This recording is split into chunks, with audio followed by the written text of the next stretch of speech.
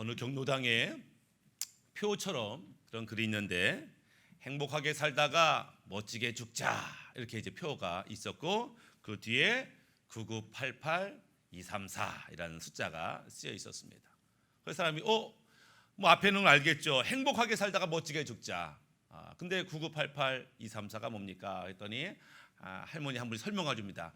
그건 99세까지 팔팔하게 살다가 2, 3일 내로 죽자. 이제 그게 행복한 인생이다. 가지고 그렇구나 했더니 옆에 있는 할아버지가 아니요 바뀌었잖아. 가지고 뭐예요? 했더니 99살까지도 팔팔하게 살면서 23살처럼 사랑하며 살자. 이제 그렇게 이제 바뀌었다.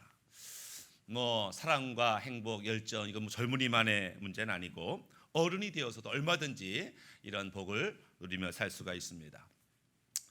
심리학자 중에 이 행복 심리학자라는 분류의 사람들이 있는데 이 사람 이렇게 말해요. 사람은 내가 여러분을 1분 만에 행복하게 해줄 수 있습니다. 이렇게 말해요. 아니 어떻게 우리가 1분 만에 행복해지냐? 그러니까 심리학자들은 내 말만 들으면 당신은 1분 안에 행복해집니다. 그래요? 어떻게 1분 안에 행복해집니까? 비결이 뭡니까? 그 비결은 낯설게 보기. 낯설게 보는 것이 행복의 비결입니다. 그게 뭐예요? 보세요. 여기 안경이 있어요. 이게 뭐야? 이게 뭐야 이거? 안경이래. 뭔데? 이게 뭐야? 쓰는 거야? 우와! 너 앞에 있는 사람이 남자인 줄 알았는데 여자네? 우와! 자세히 보니까 못생긴 자인데 엄청 이쁘네? 야 이게 뭐야? 엄청 잘 보여. 누가 만들었대? 야 행복하다. 이렇게 당연하고 아무것도 아닌 것 같은데 이게 당연한 게 아니라는 거예요. 그리고 그것에 감사할 때 1분 만에 우리는 행복하다.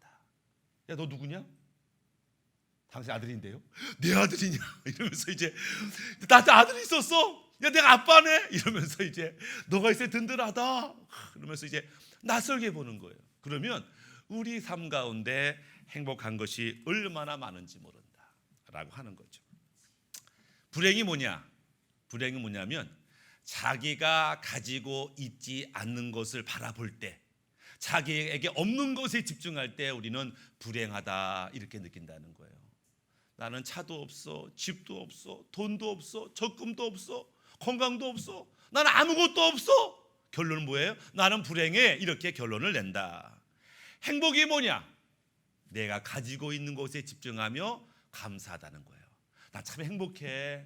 우리 애들도 공부 잘하고 우리 집도 있지, 서방도 있지, 직장도 있지, 적금도 있지. 야, 나는 행복해. 그러니까 가지고 있는 것에 감사할 때 우리는 행복하다. 그러니까 내가 난 요즘 행복하게 느껴. 이런 사람은 자기 가진 것, 그것이 크든 작든 그것에 감사하며 살고 있다라는 것이고, 뭔가 짜증나고 불편하고 불행하다라고 한다면 하나님이 주신 것, 이미 갖고 있는 것에 대해서 만족하지 못하고, 바라보지 못하기 때문에. 선생님 뭐라 그래요? 잃어버려 알아야, 떠나봐야 알아. 그 귀한 것을. 사람이 떠나봐야 그 사람이 소중했구나를 알고, 잃어봐야 그것이 귀한 것을 뒤늦게 아는 거죠. 그래서 가지고 있는 것에 우리가 감사하며 살 때 행복할 수 있다. 그런데 행복도 수준이 있어요. 행복이 행복하지만 이게 행복이 똑같은 게 아니고 행복에도 수준이 있다. 이렇게 표현합니다. 행복에도 무슨 수준이 있냐? 첫 번째 행복은 뭐냐면 소유로 인한 행복이에요. 그러니까 내가 가지고 있는 것을 알아요. 그때 감사해요. 나에게는 돈이 있어서 행복해하고, 나는 쟤보다 키가 커서 행복하고, 나는 얼굴이 잘생겨서 행복하고, 야 쟤는 뭐 이번에 뭐 어쨌거나 행복해서, 그러니까 많이 가지고 있어서 행복하다 느끼는 것을 우리가 소유의 행복이다 이렇게 표현하죠. 좀 낫다고 할까요? 그 다른 행복은 이제 관계로 인한 행복이에요. 관계로 인한 행복. 심리학자들은 이렇게 표현하기도 합니다. 당신이 지금 행복하지 아닌지는 이 두 가지 질문을 해보면 압니다. 그래요? 이 두 가지 질문에 자신 있게 대답하면 당신은 행복한 사람입니다. 그게 뭔데요? 첫 번째 질문이 뭐냐면, 지금 나는 내가 하는 일에 의미를 갖고 있는가? 그러니까 내가 하는 일에 정말 가치 있다고 생각하는가? 그러면 사람은 행복을 느낀다는 거예요. 난 지금 귀한 일 같이 하고 있어. 두 번째 질문은 뭐냐면 나는 주변 사람과 좋은 관계를 맺고 있는가? 가정 안에서, 직장 안에서, 교회 안에서 정말 좋은 관계를 맺고 있는가? 그 대답에 그래요. 나는 내가 하는 일에 만족하고 의미 있게 가치 있게 느낄 뿐만 아니라 내가 함께 일하는 사람들, 함께 사는 사람들과 좋은 관계를 맺고 있어요 라고 예스라고 대답하면 그는 당신 행복하군요. 예, 저 행복합니다. 이렇게 대답이 나온다는 거예요. 이것이 관계의 행복이다 이렇게 말할 수 있어요. 또 다른 행복이 있는데 그것은 영적인 변화, 영적인 성장으로 인한 행복이다. 즉 행복은 무엇을 많이 가졌기 때문에 행복한 게 아니다. 그러면 아무것도 없으면 불행하냐? 그렇지 않다라는 거예요. 관계가 안 좋아도 행복할 수 있다. 왕따여도 행복할 수 있다. 왜?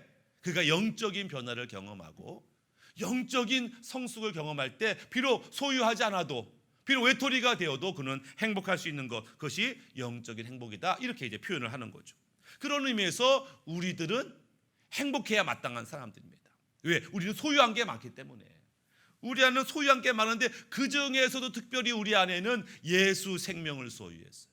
기도의 능력을 소유했어요. 믿음의 능력을 소유했어요. 이거 사용하면 돈보다도 그 어떤 소유물보다도 더 강력한 능력을 가지고 살 수 있다. 그래서 우리는 소유한 게 많기 때문에 행복할 수 있어요. 두 번째 우리는 관계적인 행복할 수 있습니다.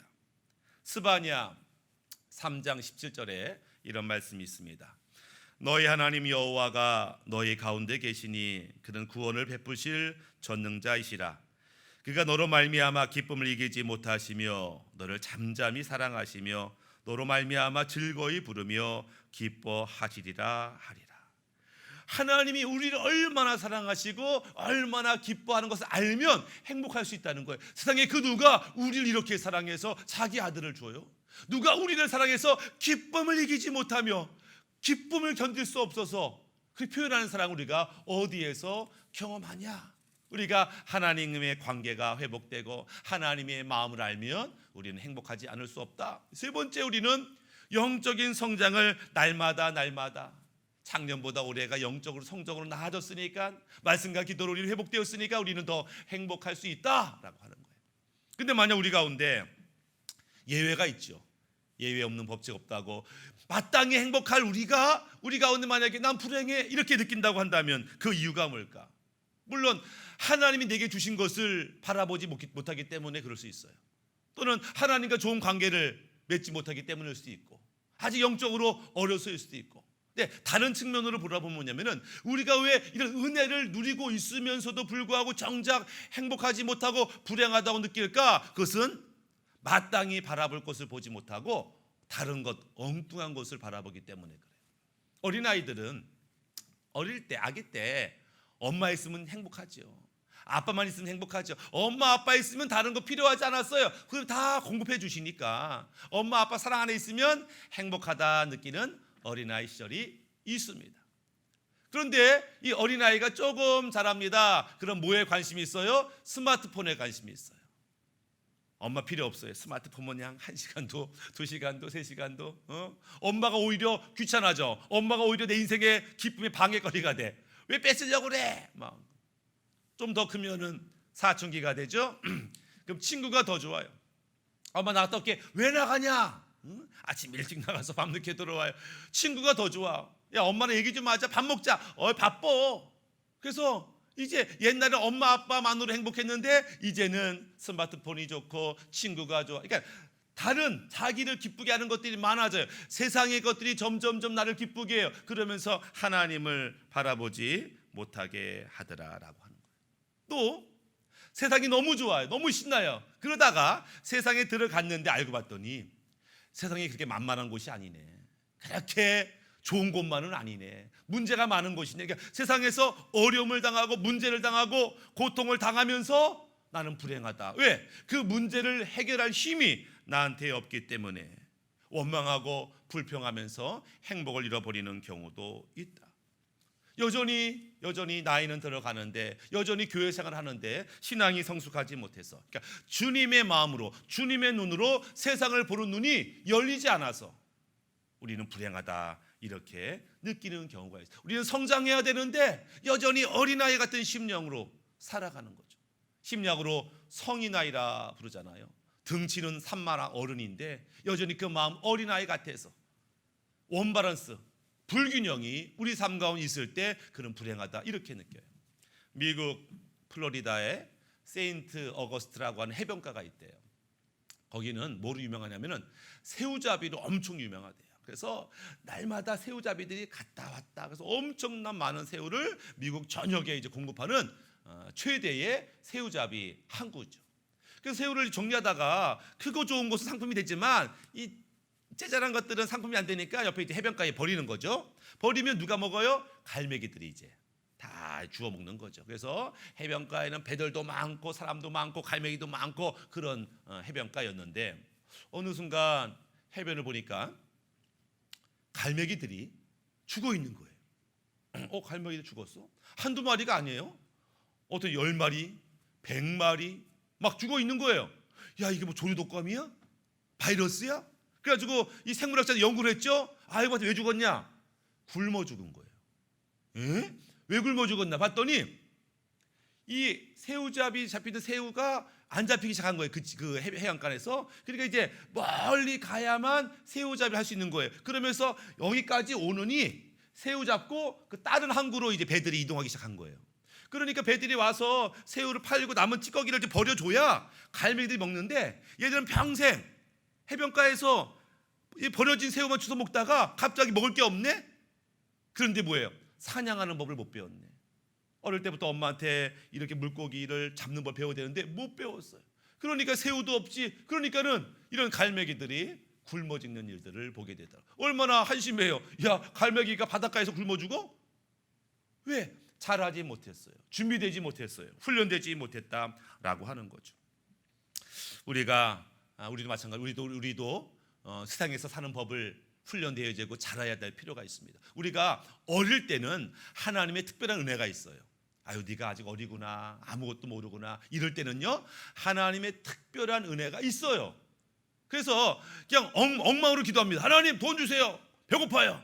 그리고 갑자기 돈이 툭 생긴다고. 뭐야? 기도하면 정말 응답되네. 하나님 저거 해주세요. 금방 응답된다고. 와, 그러면 뭐 어떻게 나 하나님하고 친해. 기도하면 다 응답돼. 이런다고. 그런 시간이 있어요. 어떤 사람은 한 3개월쯤, 어떤 사람은 한 1년쯤 행복한 허니문 같은 시간을 보내. 근데 이제 한 3개월 지나고 1년 지나면 이상하게 기도 응답이 안 될 때가 있어요. 이상하다. 지난번에 기도만 하면 응답했는데 왜 기도 응답 안 하지? 기도 응답이 없으면 없을수록 고민에 빠지죠. 하나님이 날 떠났나? 아니면 지금까지 기도 응답이 사실은 기도 응답이 아니고 우연히 그런 거 아니야? 그렇지 않고서 이렇게 기도 응답이 없을 수가 있어? 이렇게 고민에 빠지게 되죠. 왜 그래요? 하나님이 처음에는 아직 어리니까 얘가 지금 하나님 응답하지 않으면 에이 하나님이 어딨어? 그리고 얼른 도망갈까 봐 하나님이 다독거리고 잡아주시는 거예요. 근데 이제 하나님이 계신 줄 알고 말씀의 은혜도 받는 수준이 되면 하나님이 믿음을 요구하는 때가 온다는 거예요. 이제는 네 믿음을 사용해봐. 말한 대로 순종해봐. 성령이 널 받아봐. 그걸 요구하는 거죠. 이때 이상하다. 예전에는 기도가 금방 응답됐는데 왜 기도 응답이 더디지? 라고 느낀 사람이 있다면은 하나님이 우리를 지금 이 정도 성장했으니까 그 다음 단계로 올라가야지 라고 요구하는 거예요. 이때는 믿음을 요구하고 순종을 요구하고 인내를 요구하고 결단을 요구하는 거예요. 그 다음 단계로 올라가라는 거예요. 그래서 그저 거저주는 은혜가 아니라 이제 믿음을 사용해서 극복하고 이기는 믿음의 단계로 하나님이 부르시고 있다. 이렇게 우리가 알고 있어야 한다라고 하는 거죠. 믿음으로 이기는 단계. 요한계시록 21장 7절에 이렇게 말합니다. 이기는 자는 이것들을 상속으로 받으리라. 나는 그의 하나님이 되고 그는 내 아들이 되리라. 요한계시록 7교회가 등장하는데 7교회가 다 구원받은 사람들이죠. 7교회가 다 열심을 내는 교회들이죠. 그런데 너희가 다 구원받았다고 다 이기는 게 아니야. 너희가 다 교회 다닌다고 다 이기는 사람들이 아니야. 믿음을 사용해서 이길 때 이기는 것이고 그때 하나님의 상급을 받게 된다. 우리가 믿음이 있지만 다 이기는 게 아니에요. 어떤 성도는 동일한 문제 가운데 쓰러지고 좌절하고 원망하고 불평하는 사람이 있는가 하면 동일한 문제에 간증하고 기뻐하고 찬양하는 사람이 있다. 왜? 믿음을 사용했냐? 말씀대로 순종했냐? 하나님 원하는 인도를 받았냐? 라는 것에 관건이 있다라고 하는 거죠. 그래서 우리가 믿음을 사용해서 우리가 다음 단계 장성한 수준에 이르기를 원한다. 그러면은 어린아이 신앙이 있고 장성한 자의 신앙이 있어요. 그럼 어떤 자가 장성한 자인가? 어떤 자가 이기는 자인가? 그 특징이 뭐냐? 첫 번째는 뭐냐면 회개하는 자예요. 회개 다 하는데 누가복음 13장 4절에 이렇게 말합니다. 또 실로암에서 망대가 무너져 치어 죽은 18사람이 예루살렘에 거한 다른 모든 사람보다 죄가 더 있는 줄 아느냐? 너에게 이르노니 아니라 너희도 만일 회개하지 아니하면 다 이와 같이 망하리라. 예루살렘에 재난이 발생했어요. 갑자기 멀쩡하던 망대가 무너졌어요. 그 밑을 지나가던 사람 18명이 죽었고 많은 사람이 다쳤어요. 그때 당 사람들이 이렇게 말하는 거예요. 야, 하필이면 그때 그 밑을 지나갔냐? 그러게. 야, 벌 받은 거 아니야? 천벌 받은 거 아니야? 그러게. 내가 죽은 사람 아는데 그 인간이 평상시에 예배도 잘 안 드리고 11조도 안 드리고 그런 인간이었어. 그래? 벌 받았구만. 벌 받았어. 이런 이제 분위기가 형성이 된 거예요. 그래서 제자들이 그런 얘기 듣고서 예수님께 온지요. 예수님, 그 18명은 죽었는데 누구 죄 때문에 죽은 거예요? 지들이 죄를 많이 지어 죽은 거예요? 아니면 그 부모님들이 죄가 많아 죽은 거예요? 이렇게 이제 사람들은 누가 죄가 많냐, 누구 죄 때문이냐를 알고 싶어요. 왜? 그렇게 사니까 벌 받지. 날 좀 봐봐. 이렇게 말하면 죄 많은 인생이 죽었잖아요. 그럼 뭐예요? 나는 믿음이 있으니까, 난 잘 살았으니까, 난 지금 복 받고 있는 거지. 이러면서 비교하며 자만심을 갖는데 하나님 뭐라 그래요? 야, 그들이 죄가 더 많은 게 아니야. 너희들도 회개하지 않으면 저렇게 될 수 있어. 이렇게 말하는 거예요. 예수님은 재난 앞에서, 문제 앞에서, 사건 사고 앞에서 야, 나는 너보다 낫다 라고 말하지 말고 그것을 보고 아, 나도 회개해야 되는데 라고 자신을 돌아보라 라고 하는 거죠. 회개는 우리를 잘못된 길에서 방향을 바꾸게 합니다. 회개는 우리를 다시 한번 정결하게 만드는 작업이죠.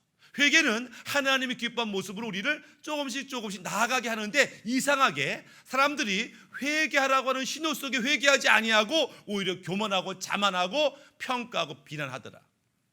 마태복음 7장 3절에 어찌하여 형제의 눈 속에 있는 티는 보고 내 눈 속에 있는 들보는 깨닫지 못하느냐. 다른 사람의 잘못은 기가 막히게 알아요. 느낌이 안 좋은데 너 뭐 한 거 아니야? 기가 막히게 아는데 자기가 엄청나게 잘못된 길로 접었었으면서도 불구하고 어쩔 수 없었어, 너도 그랬을 거야 라고 변명하고 관대하게 대하는 것들을 보게 되죠. 로마서 2장 1절에 그러므로 남을 판단하는 사람아, 누구를 막론하고 내가 핑계하지 못할 것은 남을 판단하는 것으로 내가 너를 정죄함이니 판단하는 뇌가 같은 일을 행함이니라. 저 인간 저 모양이라 이렇게 말하면서도 자기도 똑같은 인간인데 자기의 모습을 보지 못하더라. 장성한 자는 자기를 볼 수 있는 자예요. 그래서 회개해야 되겠다.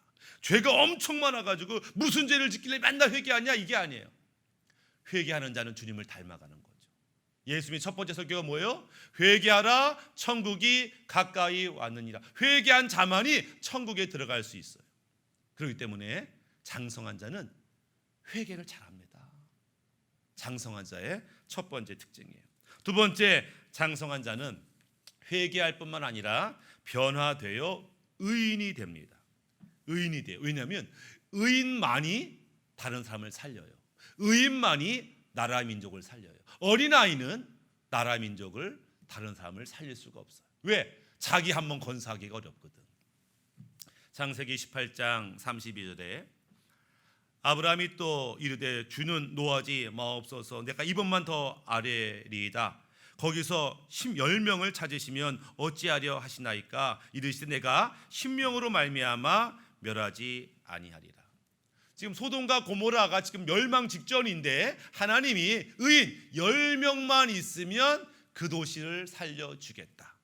쉽게 말하면 의인 10명이 있어야 그 도시는 삽니다.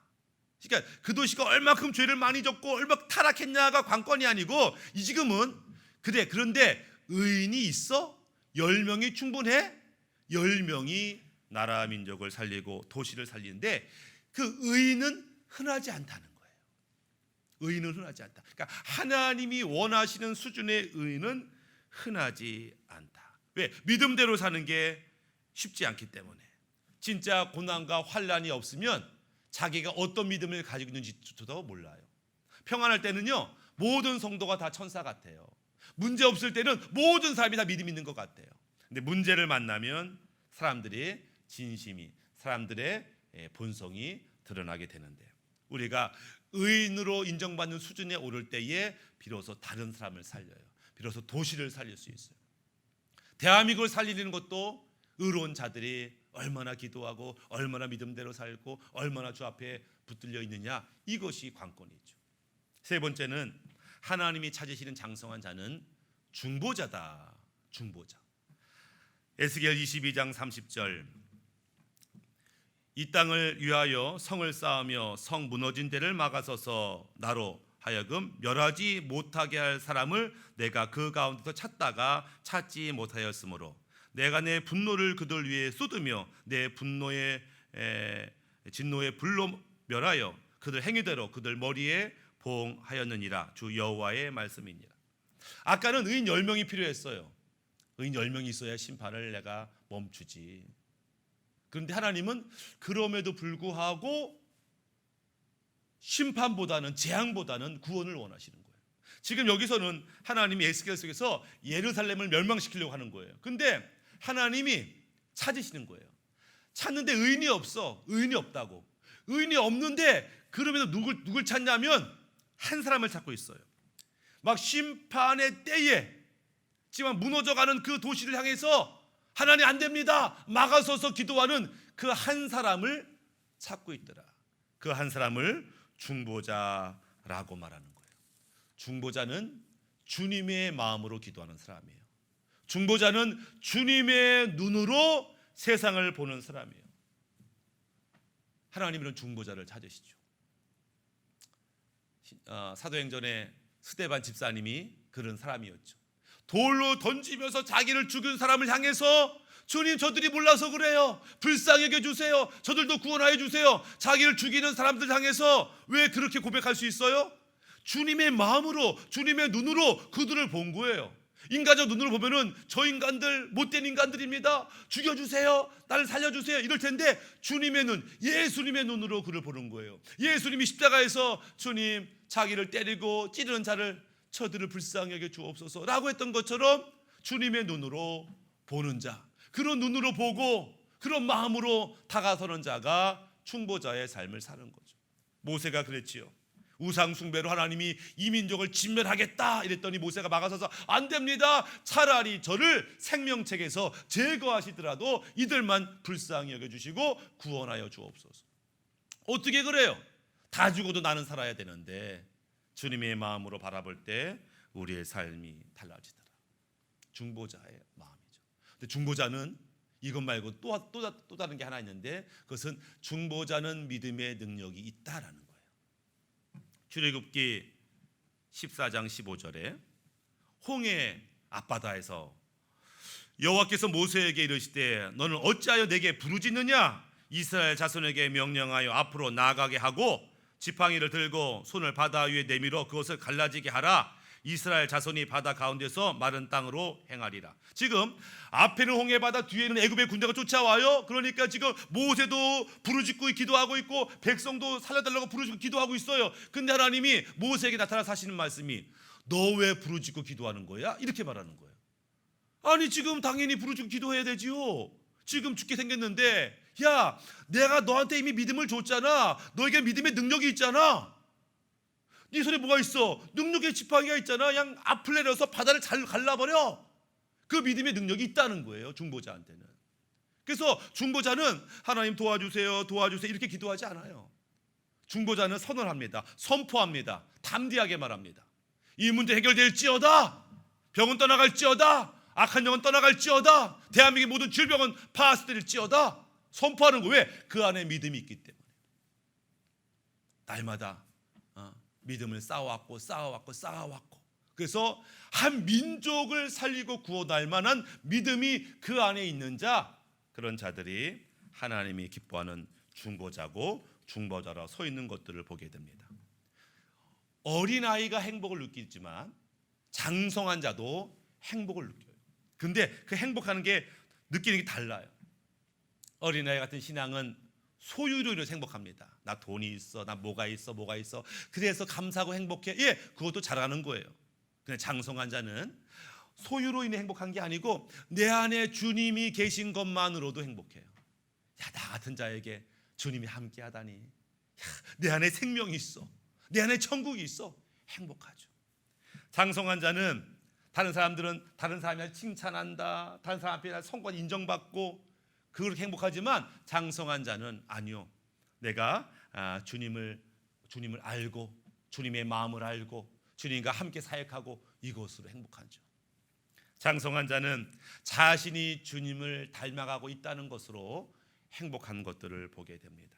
이 장성한 자의 특징은 뭐냐면 다른 사람과 비교하지 않아요. 행복지수라는 게 있어요. 그죠? 국가마다 행복지수. 제가 행복이 많은 나라가 어느 나라인가 막 제가 한번 조사해봤거든요. 이상한 게 조사 기간에 따라서 다 달라. 뭐야? 북한에서 발표한 행복지수가 있더라고. 보셨어요? 북한에서 발표한 행복지수 100점 만점에 100점이 어딘 줄 아세요? 중국. 98점 어딘 줄 아세요? 북한.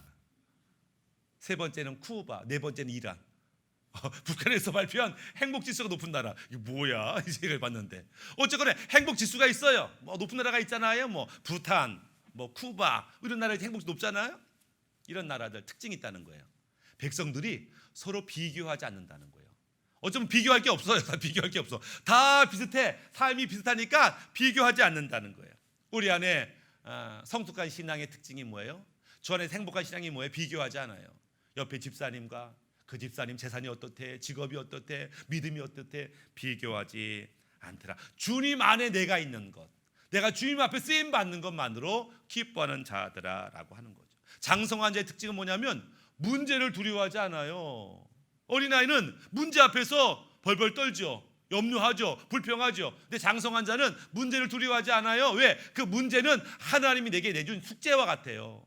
이 숙제를 행하는 과정 속에서 하나님의 은혜를 경험하겠죠. 하나님의 능력을 경험하겠죠. 하나님 더 깊이 알아가겠죠. 예, 이거는 걱정거리가 아니고 이제 믿음을 사용할 때고 다음 단계로 올라갈 거라고 기대하게 되더라. 말씀을 마무리하면 많은 사람들은 가진 것에 감사할 때 행복한다고 한다면 내 안에 계신 주님으로 우리가 행복할 수 있어야 돼요. 우리가 좋은 옆에 있는 사람들, 가정에서, 직장에서 좋은 관계를 맺어야 되죠. 예, 그렇지만 우리는 주님과 더 좋은 관계를 맺어야 되는 거죠. 우리 영적인 성숙할 필요가 있는데 다른 말로 하면 주님을 닮는 거예요. 그러면 주님을 닮으면 세상이 알 수 없고 줄 수 없는 희락의 영, 기쁨의 영을 누리며 살게 돼요. 그 은혜가 우리 모두에게 있기를 바라겠습니다. 이 시간 우리 함께 기도하기 원하는데요, 세상 사람들이 염려하고 근심하고 걱정합니다. 이러다가 끝나는 거 아닌가? 아니요, 우리에게는 하나님이 주신 기쁨이 있습니다. 행복이 있습니다. 감사가 있습니다. 기쁨이, 감사가, 은혜가 넘치는 우리의 삶과 가정과 교회 될 수 있도록 우리 주여 한번 부르시며 기도합니다. 주여, 아버지 하나님 감사합니다. 지금까지 보호하시고 인도하신 아버지 하나님, 이 은혜 안에서 살게 하여 주옵소서. 이 믿음 가운데 살게 하여 주시옵소서. 주님을 높이며 기뻐하며 사는 인생이 되게 하여 주옵소서. 그래서 주님을 인하여 찬양하는 우리 모두가 되게 하여 주시옵소서.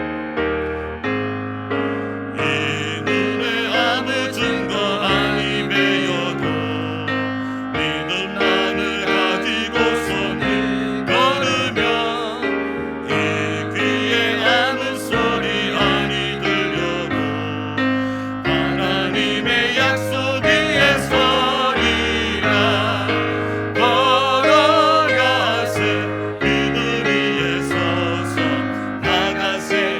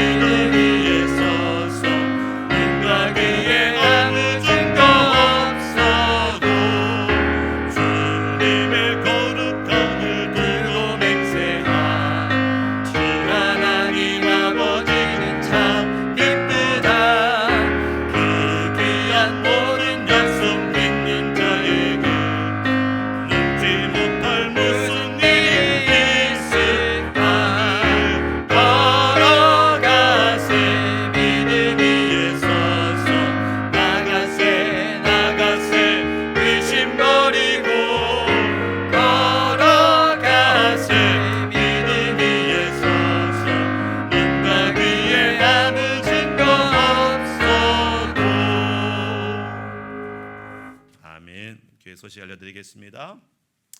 우리 제자훈련, 양육훈련 신청서 있습니다. 보셔서 신청하셔서 함께 훈련 받으시면 좋겠고, 두 번째 오타가 났죠. 이번 주 다음 주 오케스트라가 없습니다. 이번 주는 원래 휴일이기 때문에 없는 것이고, 다음 주는 우리가 요즘 문제 때문에 한 주간 쉬는 겁니다. 2주간 없고요. 집에서 연습을 많이 하시면 좋겠습니다. 예배 중에 마스크 착용해 주시면 감사하겠고요. 우리가 오늘은 이제 목장 모임이 없습니다. 그래서 점심도 밥을 먹지 않고 나가실 때 아마 떡을 줄 건데, 떡이 없대요? 아직 안 왔나 봐요. 네, 아직 떡 배달이 10시까지 오겠는데 혹시라도 5분 내로 오면 이제 떡을 주고요. 아니면 2부 예배 한번 더 드리시면 떡을 줍니다. 그래서 이제 떡 원래 준비했는데 지금 늦게 오고 있고요. 네, 그래서 오늘은 일찍 오전만 예배 가운데 있습니다. 참고하시고요. 그리고 이제 우리 변경 형제가 준비하며 이제 1년간 학생 선교사로 러시아 체첸 지역으로 가기로 했는데 이제 비자가 내일 나온다고 합니다. 위태위태하긴 해요. 러시아에서 이제 한국인 입국 금지하고 있기 때문에 지금 얼른 내일 비자 받고 이번 주에 얼른 가려고 준비하고 있습니다. 혹이라도 다음 주에 또 와도 낯설어하지 마시고 이제 반갑게 맞이할 때인데, 그래도 여러분 기도하셔야 됩니다. 이번 주 꼭 러시아 가서 귀한 사역 감당할 수 있도록 기도해 주시면 감사하겠습니다.